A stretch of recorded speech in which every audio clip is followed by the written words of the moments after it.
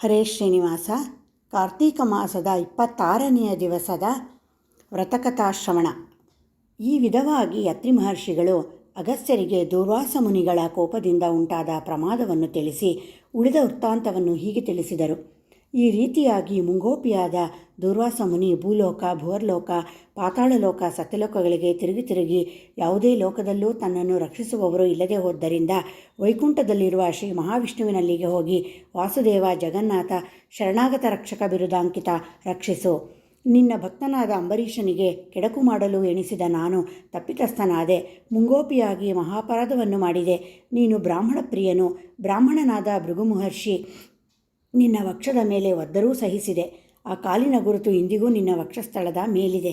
ಪ್ರಶಾಂತ ಮನಸ್ಕನಾದ ಆತನನ್ನು ರಕ್ಷಿಸಿದಂತೆ ಕೋಪದಿಂದ ನಿನ್ನ ಭಕ್ತನಿಗೆ ಶಾಪ ಕೊಟ್ಟ ನನ್ನನ್ನು ಕೂಡ ರಕ್ಷಿಸು.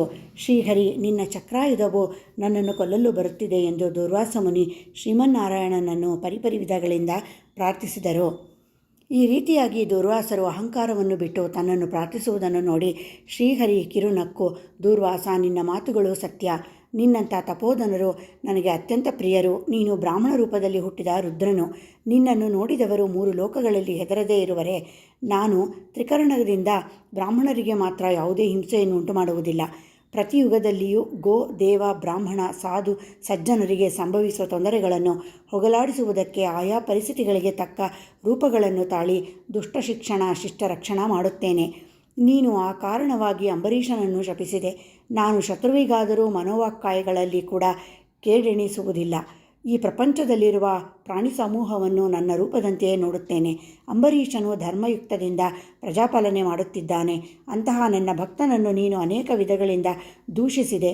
ನಿನ್ನ ಎಡಪಾದದಿಂದ ಒದ್ದೆ. ಆತನ ಮನೆಗೆ ನೀನು ಅತಿಥಿಯಾಗಿ ಬಂದು ಕೂಡ ನೀನು ಸಮಯಕ್ಕೆ ಬಾರದೆ ಹೋದರೆ ದ್ವಾದಶಿಗಳಿಗೆ ದಾಟಿದಂತೆ ಭುಜಿಸುವಂತೆ ಅಂಬರೀಷನಿಗೆ ಹೇಳಲಾರದೆ ಹೋದೆ.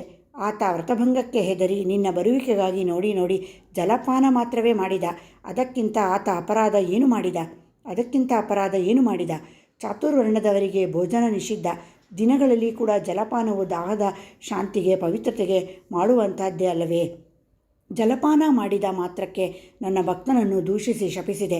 ಆತ ವ್ರತಭಂಗಕ್ಕೆ ಹೆದರಿ ಜಲಪಾನ ಮಾಡಿದನೇ ಹೊರತು ನಿನ್ನನ್ನು ಅವಮಾನಿಸುವುದಕ್ಕೆ ಮಾಡಲಿಲ್ಲವಲ್ಲ. ನೀನು ಆವೇಶ ಪಡುತ್ತಿದ್ದಾಗಲೂ ಅಂಗಲಾಚಿ ನಿನ್ನನ್ನು ಶಾಂತನನ್ನಾಗಿ ಮಾಡಲು ನೋಡಿದ. ಎಷ್ಟೇ ಬೇಡಿಕೊಂಡರೂ ನೀನು ಶಾಂತನಾಗದೆ ಹೋದಾಗ ನನ್ನನ್ನು ಮೊರೆಹೊಕ್ಕ. ನಾನಾಗ ಅಂಬರೀಷನ ಹೃದಯದಲ್ಲಿ ಪ್ರವೇಶ ಮಾಡಿದೆ. ನಿನ್ನ ಶಾಪ ಫಲವನ್ನು 10 ಜನ್ಮಗಳಲ್ಲಿ ಅನುಭವಿಸುವುದಾಗಿ ಹೇಳಿದವನು ನಾನೇ. ಆತ ನಿನ್ನ ಭಯದಿಂದ ನನ್ನನ್ನು ಶರಣು ಬೇಡಿದ. ಆದರೆ ತನ್ನ ಶರೀರವನ್ನು ತಾನು ತಿಳಿದುಕೊಳ್ಳುವ ಸ್ಥಿತಿಯಲ್ಲಿರಲಿಲ್ಲ. ನಿನ್ನ ಶಾಪವನ್ನು ಆತ ಕೇಳಲಿಲ್ಲ. ಅಂಬರೀಷ ನನ್ನ ಭಕ್ತಕೋಟಿಯಲ್ಲಿ ಶ್ರೇಷ್ಠನು. ನಿರಪರಾಧಿ, ದಯಾಶಾಲಿ, ಧರ್ಮ ತತ್ಪರನು.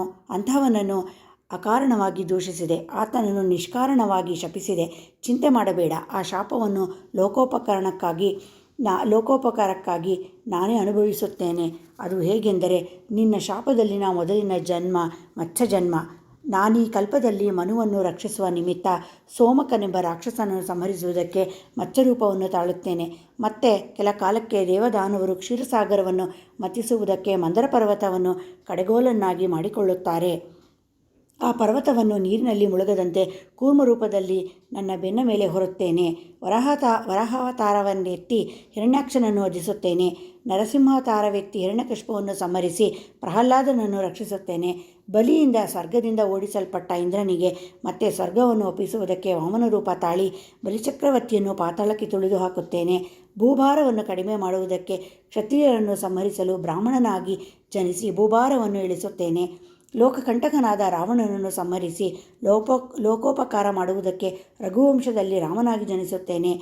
ನಂತರ ಯದುವಂಶದಲ್ಲಿ ಕೃಷ್ಣನಾಗಿ, ಕಲಿಯುಗದಲ್ಲಿ ಬುದ್ಧನಾಗಿ, ಕಲಿಯುಗಾಂತರದಲ್ಲಿ ವಿಷ್ಣುಚಿತ್ತನೆಂಬ ವಿಪ್ರನ ಮನೆಯಲ್ಲಿ ಕಲ್ಕಿ ಎಂಬ ಹೆಸರಿನಲ್ಲಿ ಜನಿಸಿ ಅಶ್ವರೂಢನಾಗಿ ಪರಿಭ್ರಮಿಸುತ್ತಾ ಬ್ರಹ್ಮದ್ವೇಷಿಗಳೆಲ್ಲರನ್ನೂ ಶಿಕ್ಷಿಸುತ್ತೇನೆ.